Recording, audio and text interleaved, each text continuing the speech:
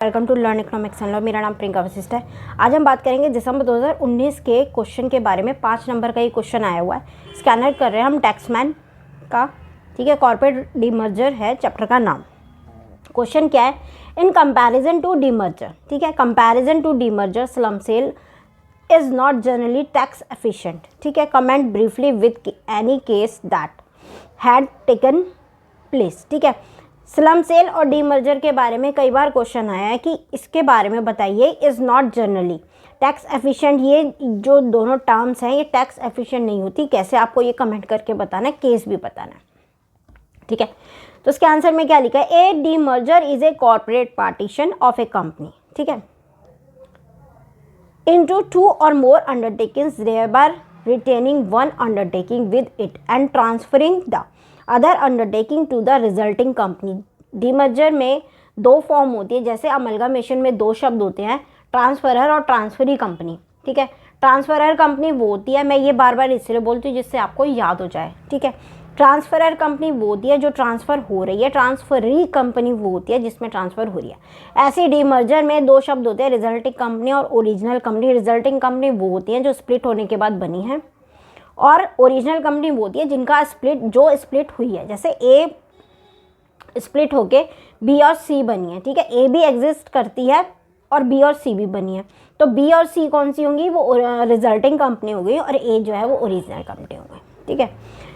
तो डीमर्जर क्या है? कॉर्पोरेट पार्टीशन है, कॉर्पोरेट पार्टीशन है, डिवीज़न है, ठीक है। किसका? असेट्स का, लायबिलिटी का।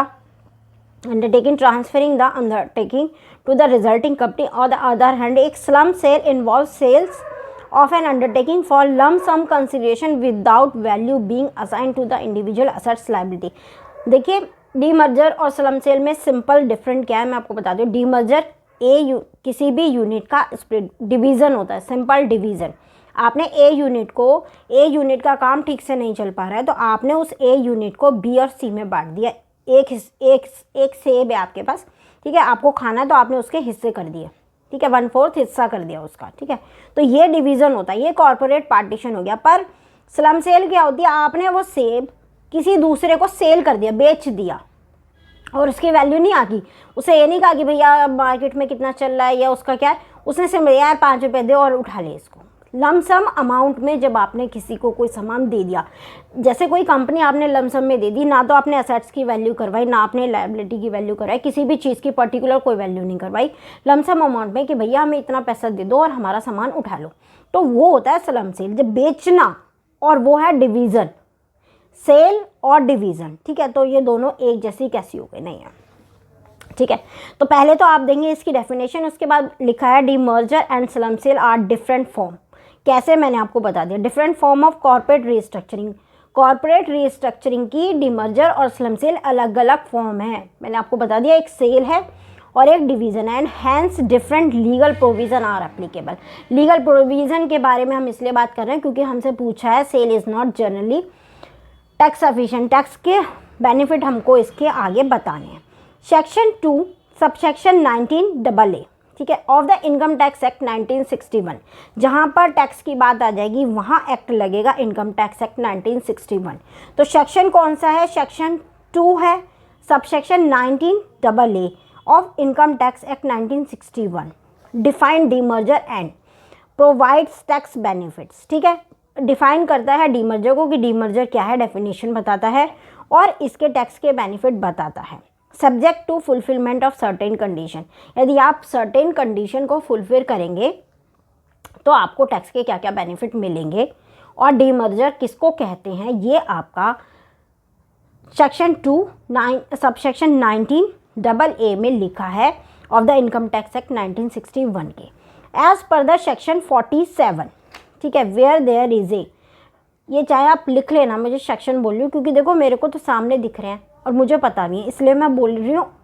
आप यदि कर रहे हो तो आप एक बार सेक्शन लिख लेना जिससे आपको रिमाइंड रहे सेक्शन, और उसके आगे लिख लेना अपनी लैंग्वेज में कि ये सेक्शन क्या कह रहा है। ये इंपॉर्टेंट होता है सेक्शन क्या कह रहा है, सेक्शन याद तो अपने आप ही हो जाएगा।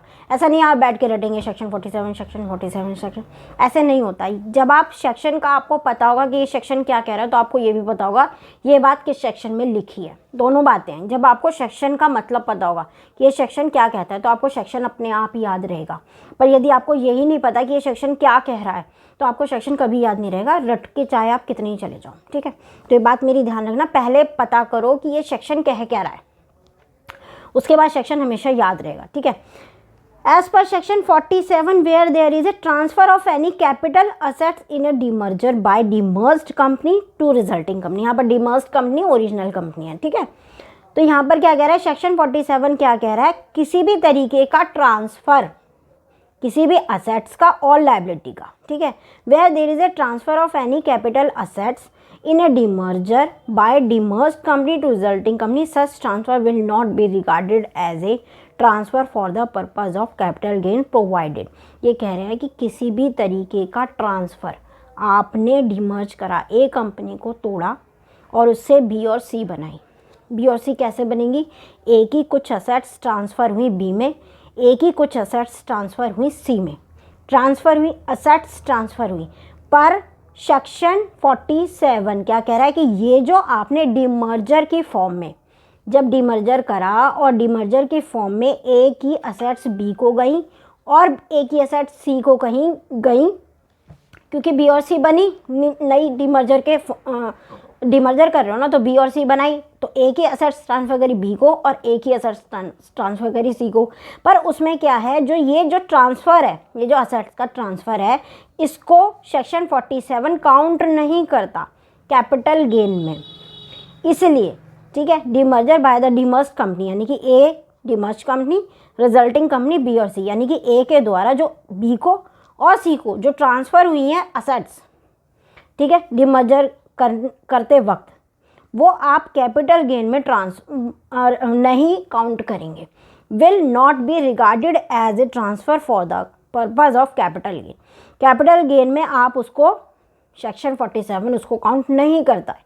प्रोवाइडेड द, इसीलिए resulting company is an Indian company. Provided क्या होना चाहिए, रिजल्टिंग कंपनी क्या होनी चाहिए, इंडियन कंपनी होनी चाहिए, यानी कि बी और सी, रिजल्टिंग कंपनी कौन सी, बी और सी। प्रोवाइडेड यानी कि ये बात कैपिटल गेन में होगा यदि ए स्प्लिट हुई है और उसने अपनी किसी कोई कंपनी बनाई है जो फॉरेनर कंपनी है, ठीक है, बी और सी में से कोई सी भी फॉरेनर कंपनी है, तो ये कैपिटल गेन में काउंट होगा। पर यदि बी और सी जो स्प्लिट हुई है ए और उसकी जो बी और सी बनी है, और बी और सी इंडियन कंपनी होनी चाहिए, प्रोवाइडेड ये शर्त है, कंडीशन है कि जो रिजल्टिंग कंपनी है वो इंडियन कंपनी होनी चाहिए, तब डीमर्जर के टाइम पे जो ट्रांसफ़र होगा असेट्स का वो सेक्शन 47 उसको कैपिटल गेन में काउंट नहीं करेगा। ठीक है, thus there is no income tax on such transaction, इसीलिए इस ट्रांजेक्शन पे कोई इनकम टैक्स नहीं लगेगा। क्लियर हुई बात। डीमर्जर में टैक्स का ट्रांजेक्शन के बारे में पूछा है, ये पूछा in comparison to demerger. Comparison करो डीमर्जर यदि कर रहे हो आप तो टैक्स का क्या एफिशिएंट रहेगा और स्लम सेल के टाइम में। तो मैंने अभी आपको पहले बताया, पहले आप बताओ स्लम सेल और डीमर्जर क्या होता है क्वेश्चन में, आंसर देने में 5 नंबर का क्वेश्चन है। उसके बाद आप ये सेक्शन लिखो, section 2 subsection 19A income tax act क्या कहता है, बेनिफिट बताता है। देखो आप समझना, सेक्शन 2 सबसेक्शन 19AA डीमर्जर के बारे में बात करता है और टैक्स के बेनिफिट के बारे में बात करता है इनकम टैक्स एक्ट 1961 के। ठीक है, पर पर्टिकुलर सेक्शन 47 ये बताता है कि भैया यदि आप किसी कंपनी का डीमर्जर कर रहे हो और उस डीमर्जर के तहत असेट्स जो हैं वो ट्रांसफ़र हो रही हैं रिजल्टिंग कंपनी में बी और सी में, तो ये ट्रांसफ़र हम कैपिटल गेन में काउंट नहीं करेंगे, इसीलिए आपके ऊपर कोई इनकम टैक्स नहीं लगेगा। No income tax on such transaction, बशर्ते प्रोवाइडेड जो ट्रांसफ़र हुआ है जिस कंपनी में, जो रिजल्टिंग कंपनी है वो इंडियन कंपनी होनी चाहिए। सिंपल, 47 ख़त्म। सिंपल सी बात है, समझ में आ गई, ठीक है। उसके बाद हमारे slump sale transaction does not attract such tax benefit. Slump sale जो है वो किसी भी तरह का टैक्स बेनिफिट को अट्रैक्ट नहीं करती है, नहीं बताती है। As per section 50B of the income tax act 1961, any profit और gain arising from a slum sale affected in the provision year shall be chargeable to income tax as capital gain. यानी कि slump sale जब आप करेंगे तो कोई भी profit हो, कोई भी गेन हो, ठीक है, उस पर आप इनकम टैक्स लगेगा। ये कौन सा बता रहा है? Section 50B। सेक्शन 50B बताता है of the income tax act 1961, any profit और gain arising from a slum sale. कोई भी प्रॉफिट आप लेते हो स्लम सेल के सेल से, ठीक है, affected in the previous year shall be chargeable. Previous year में आपने कोई भी सेल करी है एज ए स्लम सेल और आपको कोई प्रॉफिट गेन हुआ है तो आपका वो उस पर इनकम टैक्स चार्ज होगा। ये कौन बता रहा है? सेक्शन 50B बता रहा है।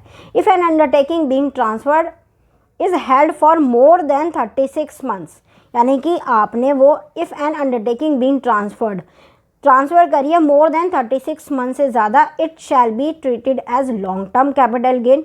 और 36 मंथ से कम के लिए है तो वो short term capital gain count करी जाएगी। However even in case of long term capital assets no indexation benefit is long term और शॉर्ट टर्म कैपिटल गेन। यानी कि ये कह रहे हैं सेक्शन 50B बताता है यदि आपने स्लम सेल करी है और आपको प्रॉफिट गेन हुआ है, पिछले साल में आपने कोई भी स्लम सेल करी है और आपको प्रॉफिट गेन हुआ है तो वो आपके कैपिटल गेन में चार्ज काउंट होगी और आप पे इनकम टैक्स लगेगा।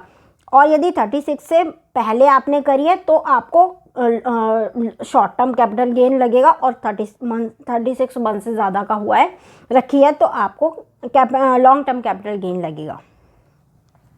However, even in case of long-term capital gain assets and no indexation benefit is available for slum sale transaction. Slum sale के लिए no indexation benefit है which increase the tax liability, जो कि आपकी tax liability को increase करता है।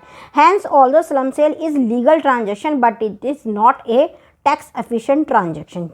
जो स्लम सेल है वो लीगल ट्रांजेक्शन है but it is not a tax efficient. ऊपर पूछा है क्वेश्चन में, it is not slump sale is not generally tax efficient, तो यही लिखा, ये स्लम सेल लीगल तो है पर ये टैक्स एफिशिएंट नहीं है, ठीक है। Example in the year, example दिया है, पूछा है आपसे, एग्जाम्पल इन द ईयर 2010 में about health care acquired the formulation business from Piramal health care limited on A slum cell basis पे उसने एक कुछ एक्वायर किया था formulation business from the Piramal health care से, ठीक है। ये आप एग्जांपल देंगे, ठीक है। एग्जांपल है 2010 में अबॉट हेल्थ केयर ने एक्वायर्ड किया था फॉर्मुलेशन बिजनेस फ्रॉम किससे? पिरामल हेल्थ केयर लिमिटेड से on the slump sale basis पे। ये एग्जांपल आप दे देंगे। आपको समझ में आया?